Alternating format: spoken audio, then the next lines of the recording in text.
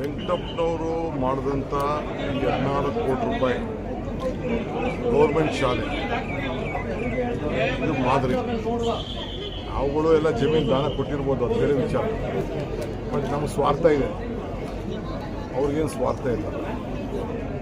ನಾನು ಮಧು ಬಂಗಾರಪ್ಪನವ್ರಿಗೆ ನಾನು ಹೇಳಿದ್ದೇನೆ, ಇಡೀ ಗೌರ್ಮೆಂಟ್ ಶಾಲೆಗಳಲ್ಲಿ ಪ್ರೈಮರಿ ಇರ್ಬೋದು, ಹೈಸ್ಕೂಲ್ ಇರ್ಬೋದು, ಕಾಲೇಜ್ಗಳಲ್ಲೂ ಕೂಡ ನಾನು ಮಾತಾಡ್ತೀನಿ.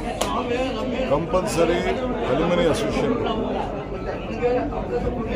ಹಳೆ ವಿದ್ಯಾರ್ಥಿಗಳ ಸಂಘಗಳು ಕಂಪಲ್ಸರಿ ರಚನೆ ಆಗಬೇಕು. ಎಲ್ಲ ದೊಡ್ಡ ದೊಡ್ಡದಾಗಿ ಬೆಳೆದಿರ್ತಾರೆ, ಅವರೆಲ್ಲ ಏನೇನು ಬೇಕೋ ಆ ಶಾಲೆಗಳನ್ನು ಎಲ್ಲರೂ ಕೂಡ ಅವರವರು ಓದಂಥ ಶಾಲೆಗಳು ಗುರುಗಳಿಗೆ ಗೌರವ ಕೊಡುವಂಥ ಕೆಲಸ, ಅದು ಕೂಡ ಸಂಘಟನೆ ಆಗಬೇಕು ಅಂತ ಹೇಳಿದ್ದೇನೆ. ಸೊ ಇವತ್ತು ಎಲ್ಲರೂ ಕೂಡ ಇಂಥ ಒಂದು ಸಾಹಸಕ್ಕೆ ಕೈ ಹಾಕಬೇಕು. ಅವರು ಬದುಕಿನಲ್ಲಿ ಯಾವುದೂ ಶಾಶ್ವತ ಇಲ್ಲ, ಇಂಥ ಕೆಲಸಗಳು ಮಾತ್ರ ಶಾಶ್ವತವಾಗಿ ಮಾಡಬೇಕು. ಅದಕ್ಕೆ ಸರ್ಕಾರ ಅವರಿಗೆ ಅಭಿನಂದಿಸ್ತದೆ. ಅದಕ್ಕೋಸ್ಕರ ನಾನು ಹೊರಟಿಯವರು ಮಧು ಬಂಗಾರಪ್ಪನವರು ಎಷ್ಟೇ ಕಷ್ಟ ಇದ್ರೂ ಬರಬೇಕು ಅಂತೇಳಿ. ಸರ್, ಪ್ರತಿ ಶಾಸಕರ ಕ್ಷೇತ್ರಕ್ಕೆ 50 ಕೋಟಿ ಅನುದಾನ ಕೊಟ್ಟಿದ್ದೀರಾ ಸರ್ ಸಿಎಂ? ನೋಡಿ, ಬಜೆಟಲ್ಲೇ ತೀರ್ಮಾನ ಮಾಡಿದ್ದು ಒಂದು 8,000 ಕೋಟಿ ರೂಪಾಯಿ ಅಷ್ಟು. ವಿರೋಧ ಪಾರ್ಟಿಯವ್ರಿಗೂ ಕೊಡ್ತೀವಿ, ಆಡಳಿತದವ್ರಿಗೂ ಕೊಡ್ತೀವಿ, ಎಲ್ಲರೂ ಕೂಡ ಕೊಡ್ತೀವಿ.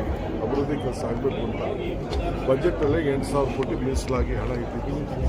ಬೀದಿಗಳಿಗೆ ಒಂದಷ್ಟು ಹಣ, ಜಿಲ್ಲಾ ರೂರಲ್ ಪಂಚಾಯತಿ ಅದಕ್ಕೊಂದಷ್ಟು 25%, ಮಿಕ್ಕಿದ್ದು ಒಂದು 25% ಶಾಸಕರ ವಿವೇಚನೆಗೆ ಅದಕ್ಕೆ ಅವಕಾಶವನ್ನು ಮಾಡ್ತೀವಿ. ಬಿಜೆಪಿ ಕೊಟ್ಟಿಲ್ಲ ಅಂತೇಳಿ ಸರ್ ಆರೋಪ ಈಗ ಶುರು ಮಾಡ್ತಾ ಇದೀವಲ್ಲ, ತಾಳ್ಮೆಯಿಂದ ಇರಬೇಕು. ಅವ್ರು ಕೊಟ್ಟದ್ದು ಫಸ್ಟ್ ಹೇಳಿ. ನನಗೆ ಮೆಡಿಕಲ್ ಕಾಲೇಜ್ ಕಿತ್ಕೊಂಡಿರೋರು ಕುವೆಂಪು ಜಾಗೃತಿ ಕಿತ್ಕೊಂಡ್ರು, ಅದು ಮರ್ತು ಬಿಟ್ಟಿದ್ದಾರೆ ಅವರು. ನಾವು ಆ ಕೆಲಸ ಮಾಡೋದು ನಾವು ಅವ್ರಿಗೂ. ಸರ್, ಬೆಂಗಳೂರಲ್ಲಿ 40 ಶಾಲೆಗಳಿಗೆ ಉಸಿ ಬಾಂಬ್ ಬೆದರಿಕೆ ಕರೆ ಬರ್ತಾ ಇದೆ ಸರ್. ಪದೇ ಈ ರೀತಿ ಯಾವುದು ಇಲ್ಲ, ಅವೆಲ್ಲ ಸುಮ್ಮನೆ ಸುಳ್ಳು. ಯಾರು ಗಾಬರಿ ಪಡ್ಕೋಬೇಕಾಗಿಲ್ಲ.